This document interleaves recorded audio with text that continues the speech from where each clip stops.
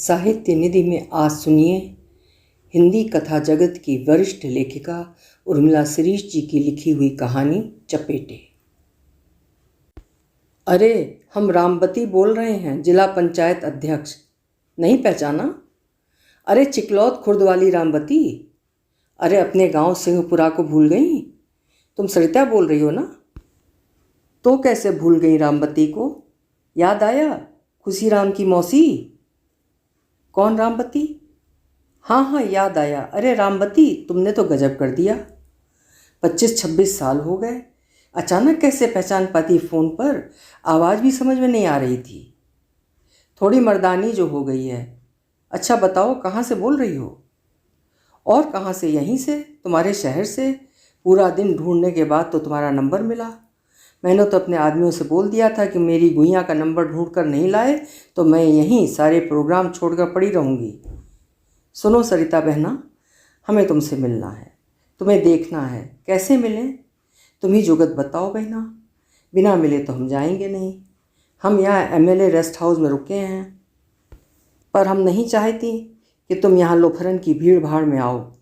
हाँ हाँ, हम सीएम साहब से मिलने आए हैं, पार्टी का काम है और भी समस्याएं हैं क्षेत्र की। तुमसे ये बातें बाद में होंगी, पहले तो अपना पता नोट करवाओ। इतना बड़ा शहर, इतनी भीड़, कहाँ कहाँ ढूंढते फिरेंगे। तुम एक काम करो बहना, थोड़ा टाइम निकाल कर कहीं किसी जगह पर आ जाओ। आ जाओगी ना? उधर से घनघनाती हुई आवाज़, जिसमें विश्वास, ठसक तथा कुछ विशिष्ट होने का बोध था, वाक्य दर वाक्य सुनाई दे रही थी।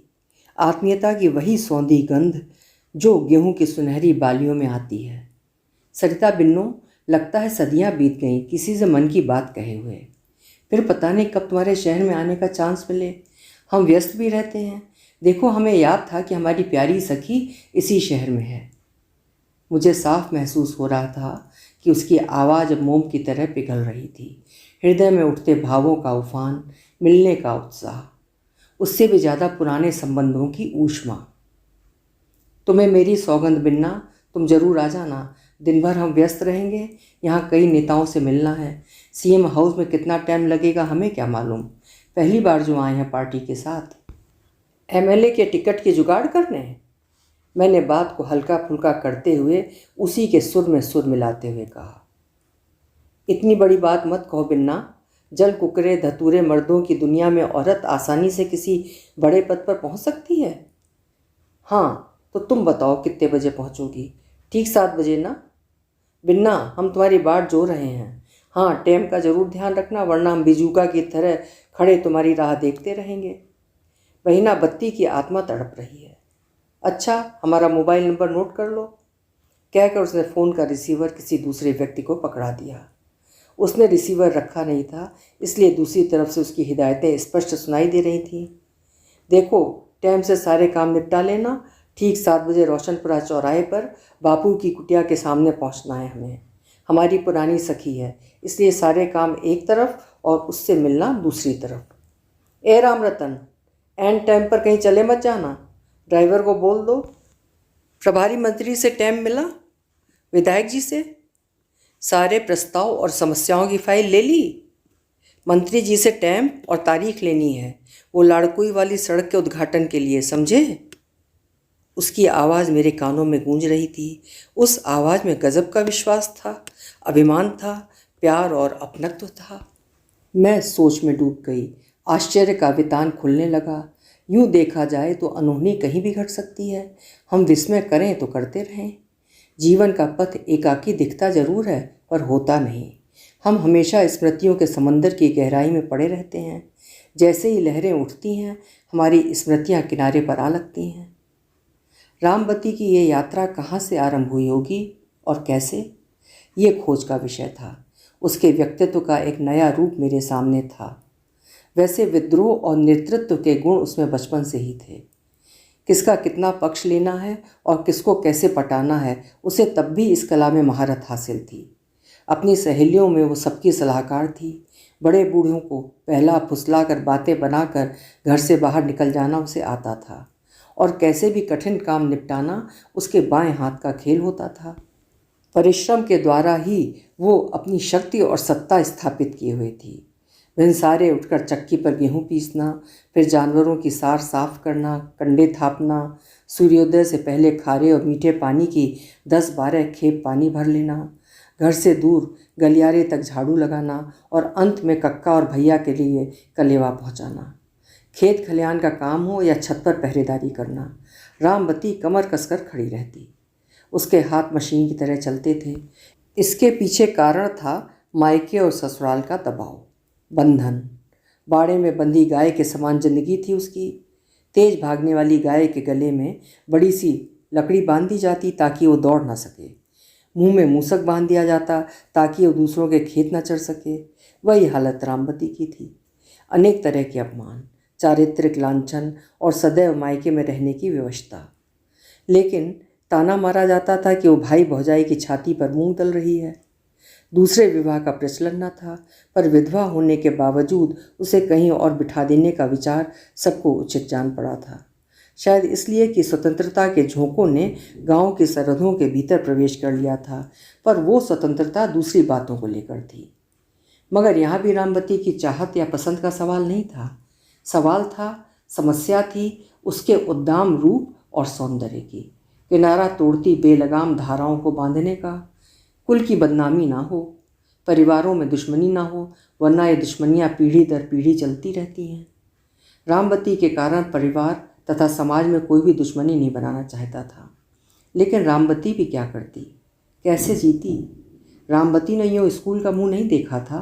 किताब क्या, वो रामायण तक बाँचना नहीं जानती थी, पर अपने भतीजे को डॉक्टर सा बनाने की महत्वाकांक्षा उसके भीतर कूट कूट कर भरी थी। भतीजा उसके लिए प्राणों से ज़्यादा प्यारा था। उसके प्रेम में रामबती बावरी थी। बिना माँ बाप का बेटा था, इसलिए शायद रामबती को भी मातृत्व का सुख उससे मिलता होगा। बड़ा भाई रामबती को डांटता, हाथ तक उठा देता, पर रामबती खुशी राम के नाम पर कोई समझौता नहीं करती। वो जेठ का महीना था। तेज़ गर्मी पड़ रही थी। खेत वीरान पड़े थे और खलिहानों में धूल उड़ रही थी। राह में चलने वाली ठंडी हवाएं छत पर ही अच्छी लगती हैं। उन दिनों डाकुओं का आतंक था। लोग जान माल की रक्षा के लिए पहरेदार अर्थात लठैत रखते थे। रामबती के घर में ये घटनाएं 2 बार घट चुकी थीं। एक बार डाकुओं ने पिता को अधजला छोड़ दिया था। दूसरी बार खुशीराम को उठाने आए थे। खुशीराम का अपहरण करके वे मोटी रकम वसूल कर सकते थे, पर रामबती ने खुशीराम को छत से कुदाकर नसैनी गिरा दी थी और खुद भूसाघर में छुप गई थी। पिता के शरीर को उसने तपते देखा था। जितनी धूप तेज पड़ती, उनके शरीर की जलन और खुजलाहट बढ़ने लगती। ऐसी ही यातनादायी स्थिति में उनकी मृत्यु हो गई थी। उन्हीं दिनों रामबती घर से भागी थी। 4-5 कोस गई होगी, उसे पकड़ लिया गया, घर के भीतर बंद। कई दिनों तक रामबती को नहीं देखा गया था। सिर्फ फुसफुसाहटें चलती रहीं। लोग तरह तरह की बातें करते रहे। एक पहरेदार के साथ रामबती का नाम जोड़ा गया। कब देखा, कहाँ देखा, किसने देखा, जैसे सवाल उछलते रहे, मगर रामबती रहस्य बनकर रह गई। सच्चाई क्या थी कोई नहीं जानता था।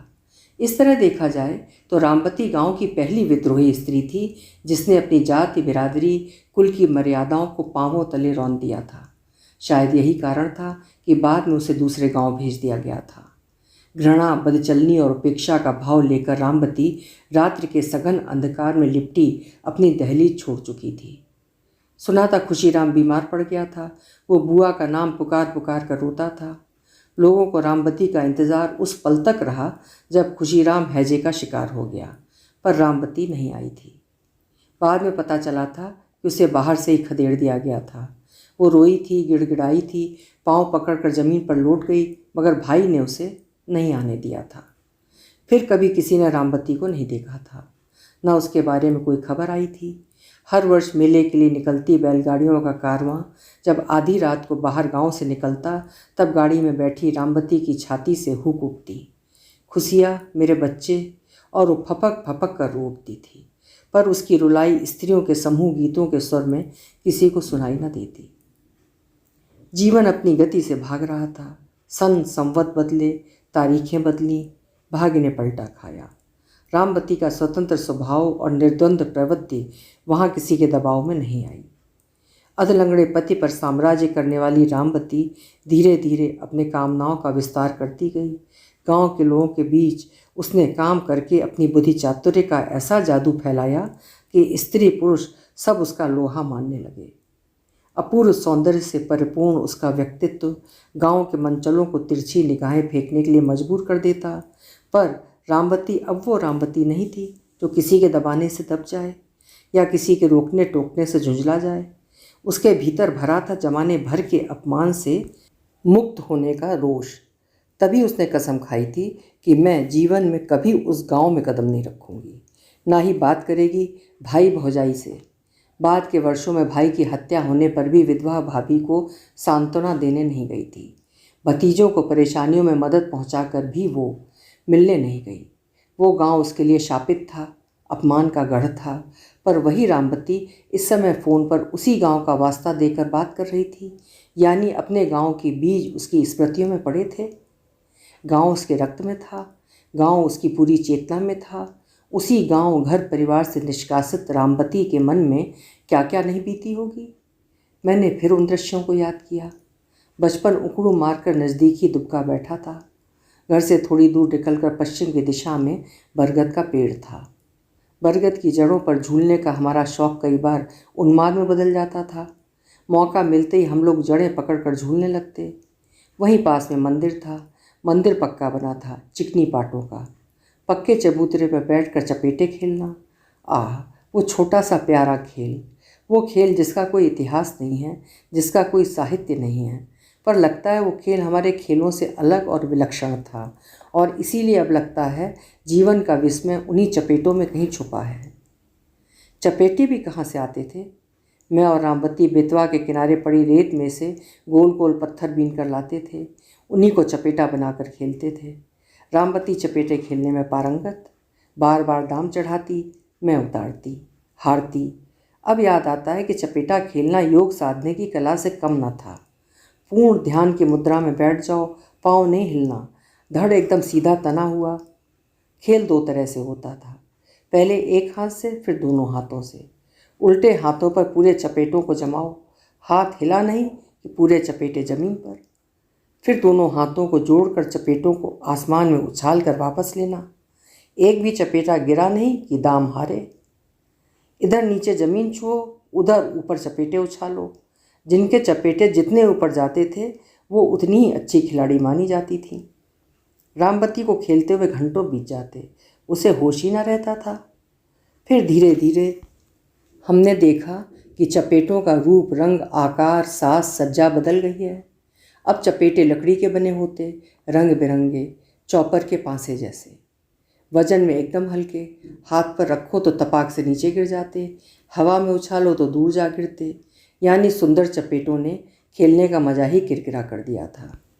पत्थर के चपेटे आपस में टकराते हुए मधुर ध्वनि निकालते थे, जबकि लकड़ी के चपेटों में कोई ध्वनि नहीं निकलती थी। चपेटों का लड़की के मायके आना सम्मान सूचक माना जाता था। महीनों से प्रतीक्षा रहती थी कि कौन आएगा, कब आएगा। और यहाँ मेरी छोटी बहन इंटरनेट के जरिए राखी की थाली भिजवा देती है। अपने ही देश की बनी राखियाँ जब अमेरिका से आती तो उनका वज़न और उनका मूल्य और महत्ता बढ़ जाती। मैं देखकर विस्मित रह गई थी जब कैलिफोर्निया से बहन ने राखी भेजी थी। सुनहरे रेशम की बनी राखी, चंदन, रोली, अक्षत, मिठाई, पंचमेवे, स्वास्तिक बना था थाली में। तब मुझे अपने रेशम के धागे ज़्यादा सुंदर तथा मजबूत लगने लगे, ठीक वैसे ही जैसे पत्थर के चपेटों के सामने लकड़ी के रंगीन चपेटे। सोचती हूँ रामवती की यात्रा की शुरुआत वहीं से हो गई थी। वो आसमान में चपेटे नहीं, अपनी महत्वाकांक्षाओं को उछालती थी। एक चीज़ मुझे और भी ज़्यादा अर्थपूर्ण लगती है रामवती के संदर्भ में, वो हर साल भुरजैयाँ जरूर बोती थी। दोनों में बोए गेहूँ जब हरे पीले रंग के बढ़ने लगते थे तो लगता था जैसे भुरजैयाँ अंधकार को फाड़ कर प्रकाश में आ गई हों। रामवती का बुद्धि चातुर्य कहीं ना कहीं उन भुरजैयों से जरूर मेल खाता था, वरना उसकी कल्पनाओं ने आज उन दीवारों को कैसे पार कर लिया जो उसके रास्ते में खड़ी थीं। इतना ही नहीं, रामवती आसमान में उड़ना जानती थी। तब उड़ान का माध्यम झूला था। पीपल के पेड़ की डगाल पर डला झूला, मोटा रस्सा, चौड़ा पटिया। रामवती खड़े होकर पेंग भरती और मैं उसके पाँवों के बीच में दबकर बैठ जाती।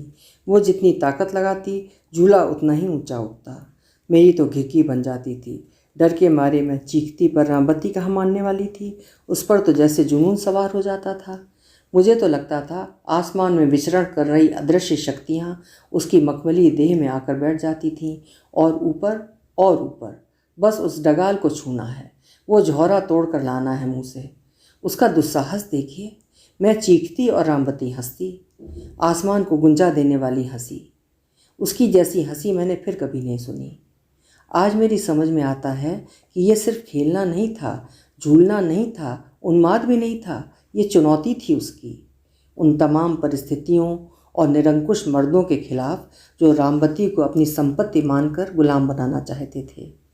वे ठीक वैसे ही गिद्ध दृष्टि रखते थे जैसे आज पूरी दुनिया को कोतवाल कहा जाने वाला शक्तिशाली देश किसी भी राष्ट्र को अपनी जागीर समझकर व्यवहार करता है, अपने इशारों पर नचाने का अहंकार। पर रामवती, वो कहाँ दबने डरने वाली थी। वो तो भागती थी, टकराती थी, यानी पछाड़ना उसका स्वभाव बनता गया था। चुनौतियों को स्वीकारना उसके काम का हिस्सा बन गया था। पुरानी चीज़ों को त्याग कर नई चीज़ें पाने की आकांक्षा ने उसे इतनी मजबूत स्थिति में ला खड़ा किया था। मुझे याद है, बिना सपनों के कुछ नहीं होता। मेरी बहन बचपन से ही सपने देखती थी कि उसे हवाई जहाज़ में घूमना है, उसे दुमंजिला मकान चाहिए जिसमें खूब सारी सीढ़ियाँ हों। आज वो हवाई यात्रा के अलावा कोई यात्रा नहीं करती, अमेरिका में जाकर सेटल हो गई है। यही आकांक्षा रामवती के मन में रही होगी, वरना वो क्यों सामान्य जीवन न जी सकी, क्यों उसका मन उड़ता रहा यहाँ से वहाँ। मुझे याद है, रामवती की कद काठी आज की विश्व सुंदरियों से कम आकर्षक और सेक्सी न थी। उसका दहकता हुआ रूप यौवन यदि बहुराष्ट्रीय कंपनियों ने देख लिया होता तो मैं दावे के साथ कह सकती हूँ कि आज वो टॉप मॉडल होती, कई कंपनियों की एम्बेसडर बनी दुनिया का भ्रमण कर रही होती। क्या रामवती अब भी वैसी ही खूबसूरत होगी? मुझे रामवती को देखने की तीव्र इच्छा हो उठी। क्या रामवती वैसी ही दिखती होगी जैसी तब दिखती थी? क्या वो अब भी वैसी ही बातें करेगी जब हम अपने घरों का काम निपटाकर छतों पर पहुंच जाती थीं? वहाँ हातिमताई से लेकर आला ऊदल की कहानियाँ चलती और उधर हम दोनों नक्षत्रों को देखते रहते। ऊपर मौन आकाश होता, नीचे खामोश धरती, अंधेरे में लिपटा सारा गांव, कहीं कहीं मिट्टी के टिमटिमाते दिए। मेरा जीवन क्या है, बेकार? क्यों जीती हूँ, किसके लिए? खुशीराम बड़ा हो जाएगा तब। उसकी आवाज़ में भरी तन्हा दर्द की अनुभूति मुझे उदास कर देती थी।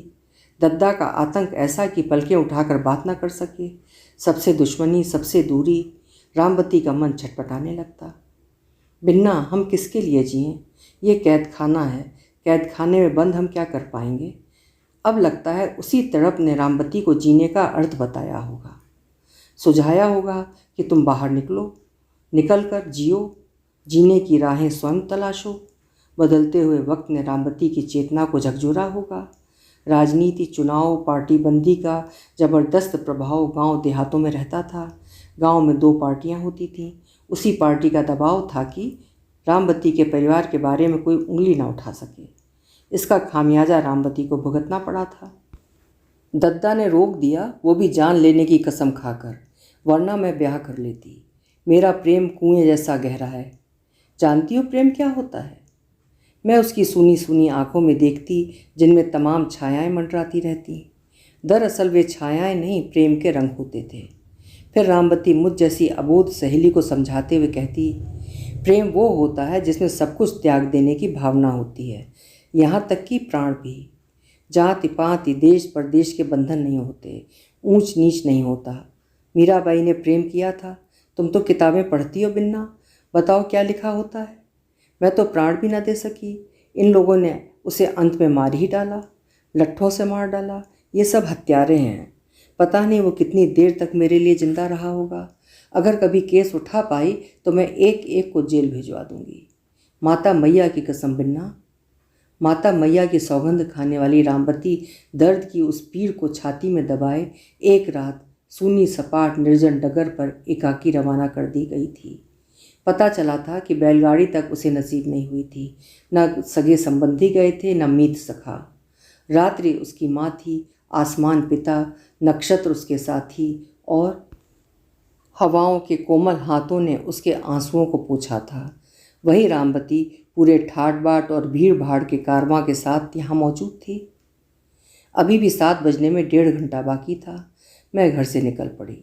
छोटी बहन को मेल करना था।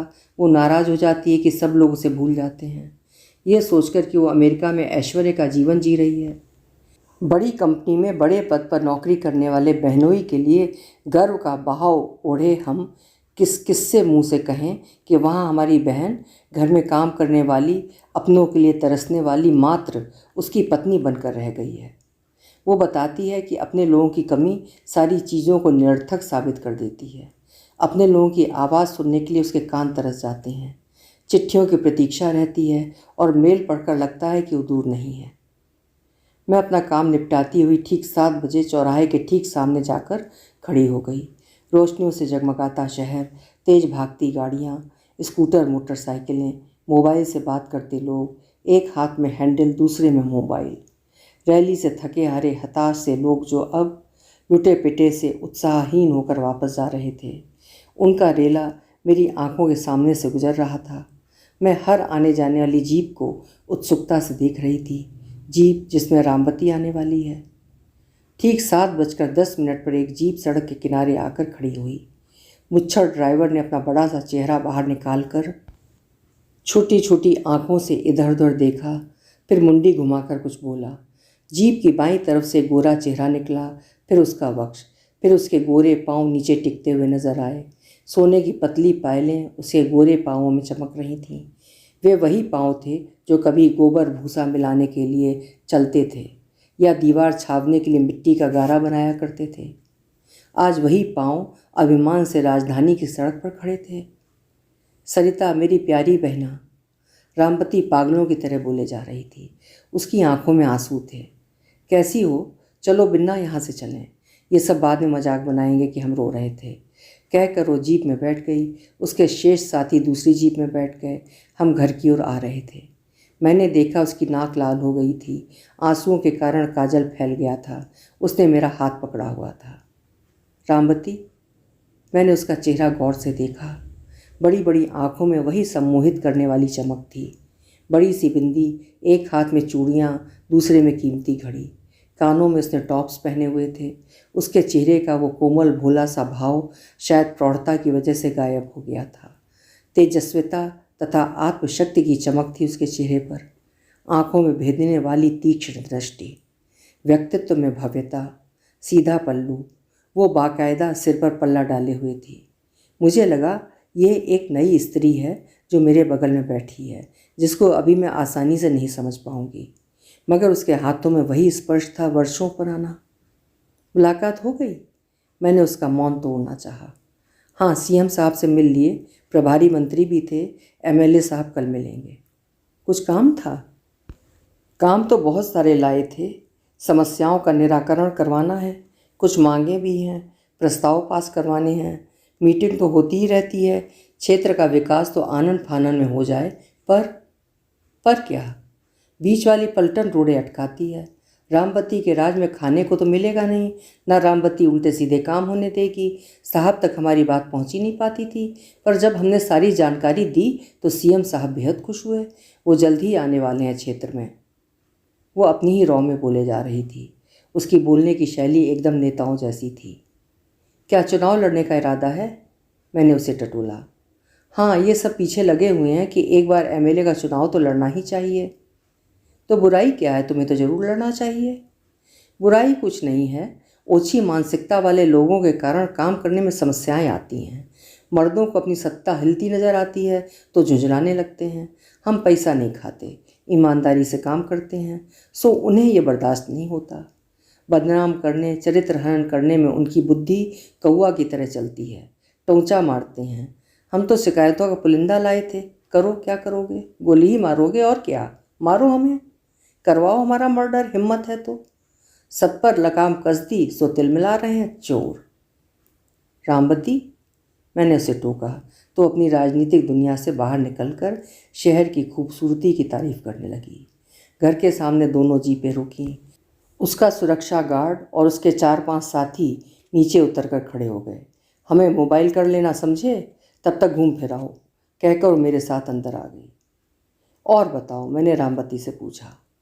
और क्या बताएं, अकेले हैं, आदमी को टीबी थी, मर गया।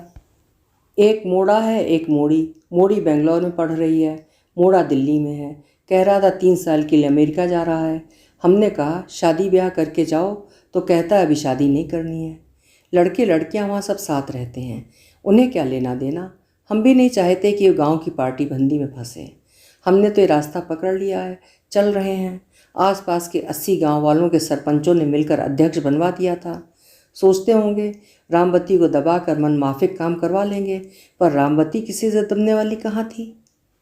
तभी मोबाइल पर किसी का फ़ोन आ गया। वो बातें करने में मशगूल हो गई। मैं उसकी भाव भंगिमाओं को देखती रही। उसकी भाव भंगिमाओं से मेल खाता बचपन का एक खेल मुझे फिर याद हो आया। हम लोग सुआटा बनाकर खेलते थे। हम रोज़ सुआटा पर ज़्यादा चीज़ें चढ़ती थीं। रामवती सुआटा की सारी चीज़ें खूब अच्छे ढंग से बनाती थी। लीपना पोतना, चित्रकारी करना, चौक काटना, और अंत में जाकर उसकी राह लंबी हो जाती थी, जहाँ से जाकर सुआटा का विसर्जन करते थे। वही सब अब रामवती की बातों में सुनाई दे रहा था। आवाज़ में उतार चढ़ाव, लोच, अपनी बात मनवाने के लिए ठोस तर्क, अपनी मंजिल तक पहुँचने के लिए सबको खुश करने वाली बातें, वही लंबा सजा धजा रास्ता। और बिन्ना, तुम कछु अपनी बताओ। हमारे बहनोई साहब कैसे हैं, कहाँ पर हैं, बाल बच्चे कितने हैं, सब बहनें कहाँ हैं। पूछते पूछते वो एकाएक चुप हो गई और सूनी सी आंखों से चारों तरफ देखने लगी। क्या बात है रामवती, मैंने उसे टोका। बिन्ना, भाग्य में जो होता है वही घटित होता है। खुशी राम की याद कलेजे को चीर जाती है। सब कुछ होने के बावजूद लगता है हम अकेले हैं। पूरा गांव तुम्हारे साथ है। ऊपर से तुम अपनी रामवती का जो रूप देख रही हो बिन्ना, वो सब दिखावटी है। रामवती की दर्दनाक कहानी सुनोगी तो सन्न रह जाओगी। बिन्ना, जब कोई औरत पर्दा उतार कर बाहर निकलती है तो उस औरत को पवित्र निगाहों से कोई नहीं देखता। उसके पाँवों पर कोई फूल नहीं चढ़ाता, सब उसके टखनों के ऊपर घूरते हैं। सोचते हैं औरत नरम टहनी की तरह होती है, जिधर चाहो उधर मोड़ दो। पर मैं अब नरम वरम नहीं हूँ बिन्ना। रामवती छुटपन से लेकर जवानी तक सिर्फ दूसरों के इशारों पर ही नाचती रही है। याद है बिन्ना, अपने गांव में नट आया करते थे। रस्सी और बांस पर कैसे चलती थी वे औरतें। बीच में बंधे रस्से पर चलने वाली उस लड़की को हम कभी नहीं भूल पाए। खड़े बांस पर पैर के बल टंग कर गोल गोल घूमती वो लड़की। नीचे उसका बच्चा रो रहा होता, ऊपर वो करतब दिखा रही होती। अपने को साधने की कला, मन को साधने का अभ्यास, नटनी का खेल ही तो रहा है मेरा जीवन। मैंने सोचा रामवती का जीवन नट का खेल है या चपेटों का, ये तो वक्त ही बताएगा। रामवती ने लंबी सांस ली, हाथों की उंगलियां चटकाईं और गहन गंभीर आवाज में बोली, जीवन मृत्यु के छोर बंधे रहते हैं विधाता के बांसों में।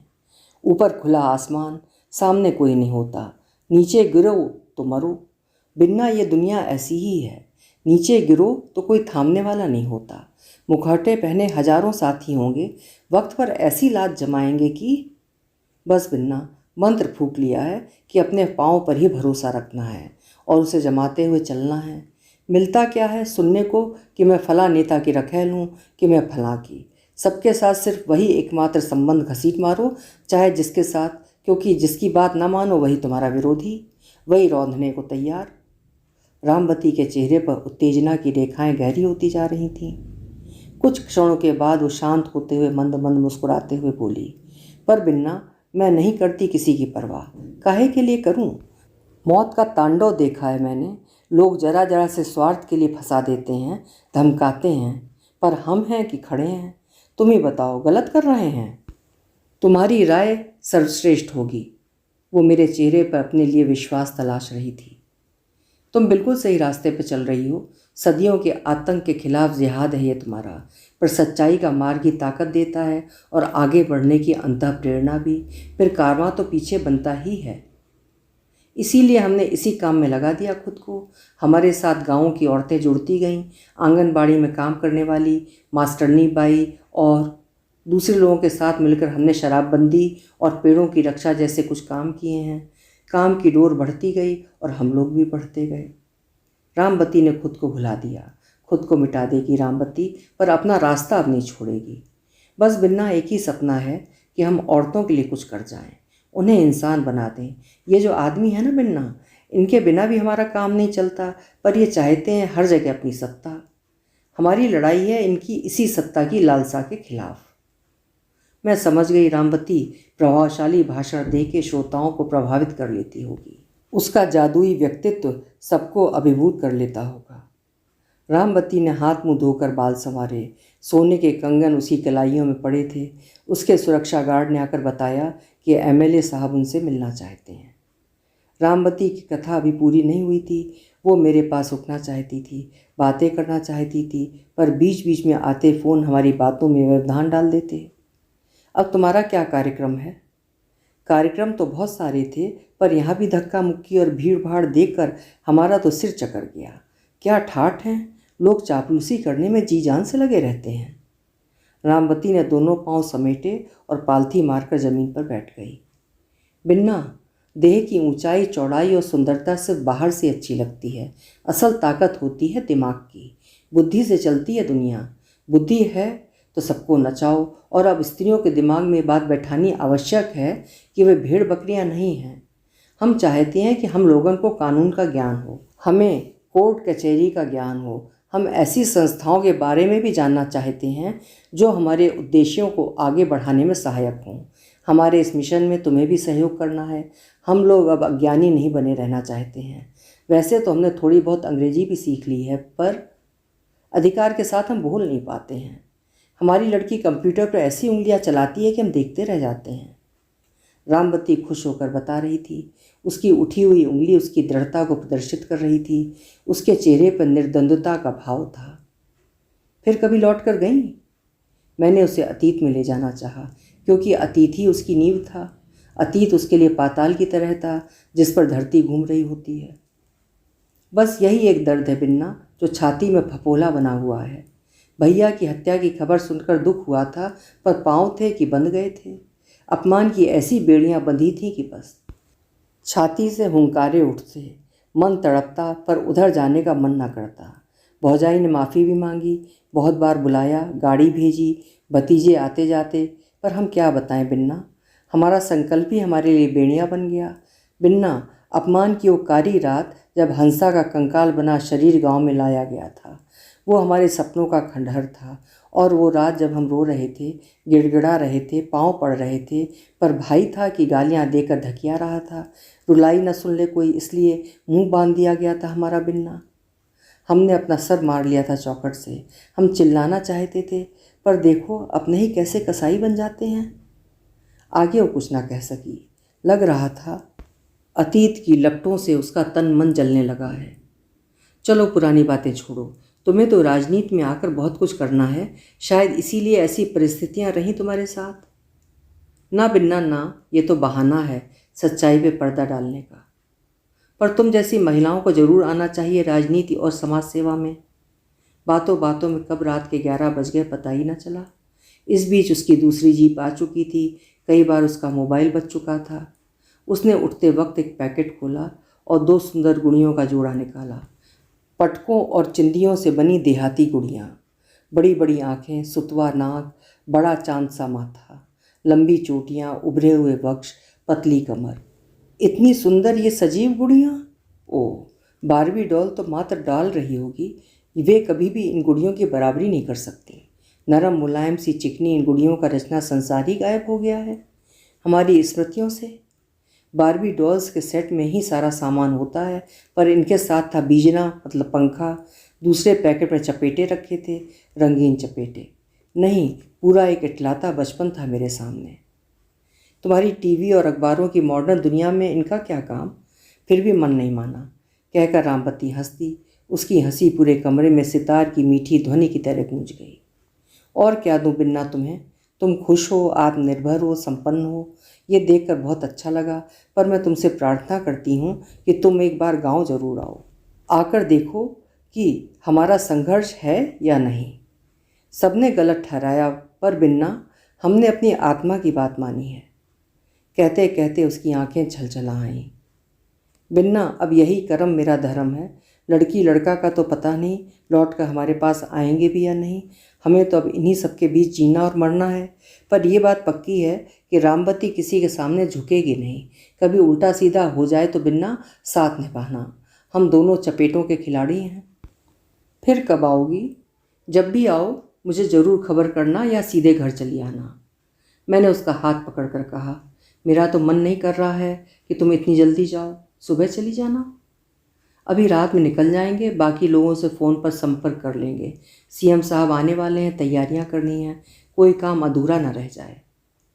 मुझे लगा रामवती की जीवन यात्रा को पंख लग गए हैं। इसी तरह चलती रहेगी। एमएलए, फिर मंत्री।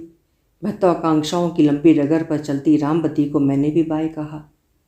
ऊपर आकर देखा, सामने वही दो गुड़ियाँ रखी थीं, वैसी ही आंखें, वैसे ही तेवर, वही दैहिक संरचना। मैंने उनको पुनः छुआ। लगा रामवती बोल उठेगी। मेरे हाथ अनायासी बारबी डॉल्स की तरफ बढ़ गए। मैंने सारी डॉल्स को उठाया और उनकी जगह उन गुड़ियों को बैठा दिया। मुझे लगा रामवती मेरे घर में बैठी हुई है। शायद इसीलिए मुझे चपेटों का ध्यान आया और तत्काल मैंने सुंदर थैली में से चपेटे निकाले। वर्षों पुराना बचपन का खेल। हाथ मचलने लगे। मैं ज़मीन पर पांव पसार कर बैठ गई। मुझे लगा रामवती अभी भी चपेटों से खेल रही है, भले ही वे चपेटे सामने दिखते ना हों। अंतर सिर्फ इतना था कि उस वक्त रामवती सदृश्य ढंग से खेलती थी और आज वो सोच समझकर, संभल संभल कर जीतने के लिए खेल रही है। दुनिया ने उसे चतुर, चालाक और सजग जो बना दिया है। वो एक भी धाम अपनी तरफ से हारना नहीं चाहती है। वो जानती है कि ज़मीन तो कैसी भी हो, वो उस पर तो खेल लेगी ही, पर आसमान, जहाँ निगाहें साध कर चपेटों को हाथ में भरना होता है, जरा सी निगाह चूकी नहीं कि चपेटे बिखरे नहीं। और शायद रामवती यहीं चूक गई थी। पाँव तो उसने संभाल कर उठाए थे, पर आसमानी चपेटों को साधने में कहीं चूक गई। गांव उसने बुलाया था, जाने का मन भी था, पर कुछ निश्चित नहीं था। पर उसका जिस ढंग से बुलावा आया, ये न्योता तो जहन में ही न था। उसकी 11वीं का कार्ड जो 2 दिन बाद थी। ये अचानक चपेटे हवा में उछल कर कैसे बिखर गए, जब सब कुछ उसे हाथों में आता लग रहा था। पता चला उसके सुरक्षा गार्ड ने उसकी हत्या कर स्वयं को गोली मार ली। सबके सामने मात्र यही एक कहानी थी, पर मेरा हृदय से स्वीकारने को तैयार न था। ये तो ऊपरी तौर पर दिखाई दे रहा था, पर बात उस मानसिकता को समझने की है जिसके कारण इस घटना को अंजाम दिया गया होगा। अब मेरा काम, मेरी दोस्ती दांव पर थी कि मैं रामवती के लिए क्या कर सकती हूँ। अभी आप सुन रहे थे उर्मिला शिरीष जी की लिखी हुई कहानी चपेटे।